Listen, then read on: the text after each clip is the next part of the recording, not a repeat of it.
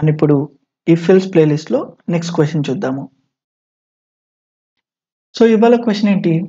Right a program to check whether a year leap year or not. Leap year or not అని ఈ question చెప్పే ముందు ఒక చిన్న ఇది చూద్దాము. ఇప్పుడు దాకా చేసిన క్వశ్చన్స్ అన్ని మ్యాథమెటికల్గా సంబంధించినవి. మరి ఇప్పుడు ఇదేంటి లీప్ ఇయరా కాదా అంటున్నాడు. ఇక్కడ నీకు రెండు విషయాలు. ఒకటి, లీప్ ఇయర్ని ఎలా క్యాలిక్యులేట్ చేస్తారనేది తెలియాలి, అంతేనా? ఇది మనకు తెలియదు. మరి ఎలా? ఏముంది, ఎలా క్యాలిక్యులేట్ చేస్తారని ఒకసారి నెట్లో చూడు. ఎందుకు దాన్ని లీప్ ఇయర్ అంటారు, లేదా ఈ ఇయర్ లీప్ ఇయర్ అవ్వడానికి దానికి కావాల్సిన క్రైటీరియా ఏంటి చూసుకో. నువ్వు ఆ డిఫరెన్స్ అర్థం చేసుకో. ఇక్కడేంటి, నీకు కోడింగ్ అనేది రాక ఈ ప్రాబ్లమ్ని సాల్వ్ చేయట్లేదు అనేది కాదు ఇక్కడ మ్యాటర్. లీప్ ఇయర్ కాన్సెప్ట్ తెలియక నువ్వు కోడింగ్ చేయట్లా, అంతేనా? సో ఫస్ట్ క్రైటీరియా తెలుసుకో. క్రైటీరియా ఏంటో తెలుసుకున్న తర్వాత కూడా నువ్వు కోడింగ్ ఇంప్లిమెంట్ చేయలేకపోతే అప్పుడు అది నీ తప్పే. బట్ అసలు క్రైటీరియా ఏంటో తెలియదు కాబట్టి కోడింగ్ చేయడం అనేది అసలు అది యాక్సెప్ట్ కంప్లీట్గా. సో ఇప్పుడు ఈ క్వశ్చన్కి అసలు లీప్ ఇయర్ క్రైటీరియా ఏంటి, ఎప్పుడు లీప్ ఇయర్ అంటాడు అనేది చూద్దాం. ఒకదాన్ని లీప్ ఇయర్ అనాలి అంటే ఆ ఇయర్ డెఫినెట్గా 400తో డివైడ్ అవ్వాలి. అప్పుడు నువ్వు డైరెక్ట్గా దీన్ని లీప్ ఇయర్ అనొచ్చు. లేదు అనంటే అదే ఇయర్ 4తో డివైడ్ అవ్వాలి, కానీ 100తో డివైడ్ అవ్వకూడదు. అప్పుడు లీప్ ఇయర్ అంటావు.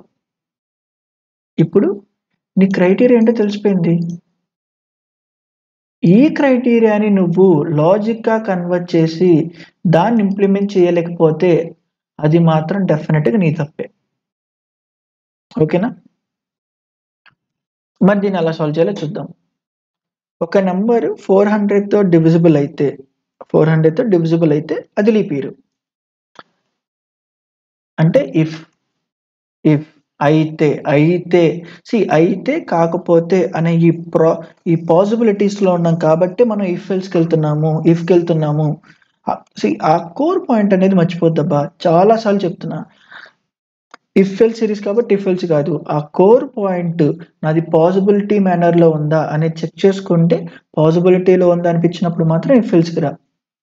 ఇక్కడేంటి, ఇయర్ మాడ్యులో అంటే డివిజిబుల్ కంప్లీట్గా 0 అవ్వాలి. ఇలా అయితే నేను దాన్ని లీప్ ఇయర్ అనొచ్చా?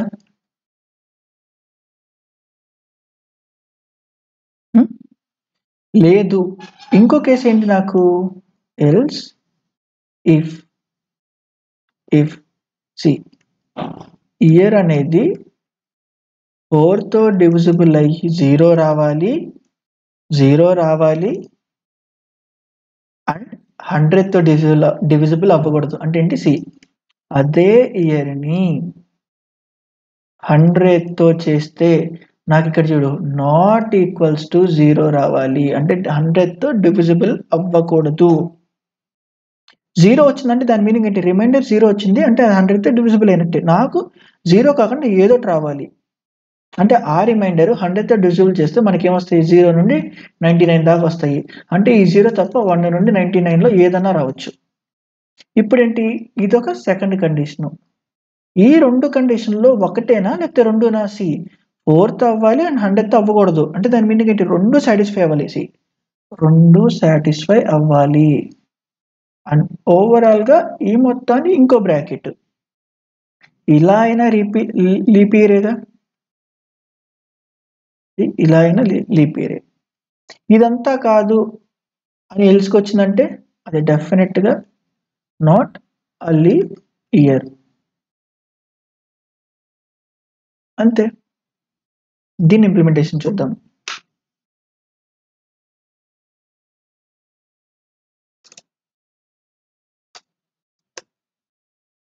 int ఒక ఇయర్ 2025 తీసుకుందాం, మేబీ ఇదే ఇయర్ని. If year modulo 400 equals to కానీ 0 అయితే ఆ ఎంటర్ చేసిన ఇయర్ లీప్ ఇయర్. నువ్వు ప్రాక్టీస్ చేసేటప్పుడు ఆ డిస్ప్లే దాన్ని ఇంకొంచెం క్లియర్గా చెయ్యి. ఏ నెంబర్ ఇచ్చాడు, అది ఏ నెంబర్ అనేదా కాదనేది కూడా యూజర్కి క్లియర్గా ఉండేలాగా చెయ్యి. ఎల్స్ ఇఫ్ నా ఫస్ట్ కండిషన్ ఏంటి, 4తో డివైడ్ అవ్వాలి అండ్ అదే ఇయర్ 100తో చేస్తే నాకు నాట్ ఈక్వల్స్ టు 0 రావాలి. ఇలా వస్తే again leap year. If in case ఈ రెండు సాటిస్ఫై అవ్వకపోతే అది డెఫినెట్గా నాట్ అ లీప్ ఇయర్. ఒకసారి రన్ చేద్దాము.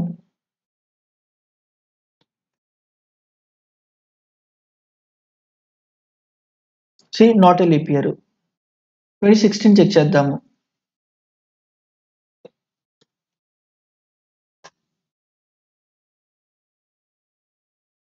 Not a leap year. 2027 check చేద్దాము.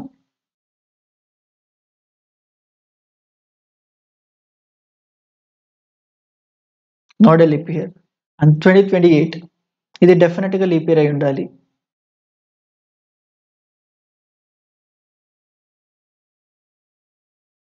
లీప్ ఇయర్ అవునా కాదు అనేది ఒకసారి చెక్ చేద్దాము.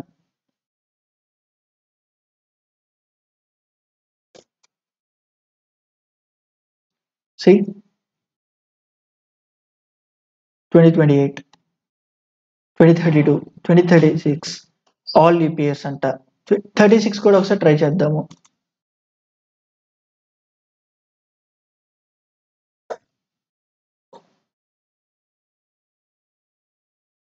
Leap year. అండ్ మళ్ళా ఇప్పుడు ఈ కోడ్ చూడు, 400తో అయినా లీప్ ఇయరే, లేదా ఈ కేసు సాటిస్ఫై అయినా లీప్ ఇయరే కదా. మరి ఇప్పుడు నీకు 2 కేసులు ఎందుకు, ఇఫ్ ఎల్స్ అని? ఈ మొత్తాన్ని ఒకే ఇఫ్లో ట్యాకిల్ చేయొచ్చు కదా, ఎందుకంటే నువ్వు ఏది వరకైనా నువ్వు ప్రింట్ చేస్తున్న కంటెంట్ ఒకటే కదా. అప్పుడేం చేయొచ్చు, 400 ఈ కేసు సాటిస్ఫై అయినా లీప్ ఇయర్, లేదా ఈ కేసు సాటిస్ఫై అయినా అంటున్నా కానీ 2 అవ్వాల్సింది అట్లా. అంటే ఇఫ్ లాజికల్ అరే కదా. ఈ హోల్ కంటెంట్ని నేను ఇక్కడ రాస్తున్నా. ఇప్పుడు ఇక్కడ చూడు, 1 ఇది 2, ఈ రెండిట్లో 1.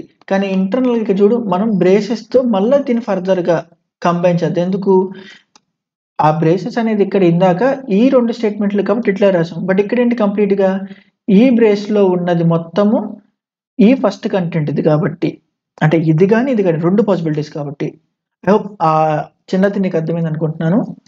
అండ్ మళ్ళీ రీరన్ చేద్దాం చూడు, అంటే రెండిట్లో ఒకటే కేసే. ఇప్పుడు అగైన్ లీప్ ఇయర్. నీకు ఈ క్లారిటీ లేదు అని అంటే ఈ బ్రేసెస్ తీసి అని ఇప్పుడు చూడు, ఇదొక కంప్లీట్ కేసు, ఇదొక కంప్లీట్ కేసు. ఇదొక కంప్లీట్ కేసు.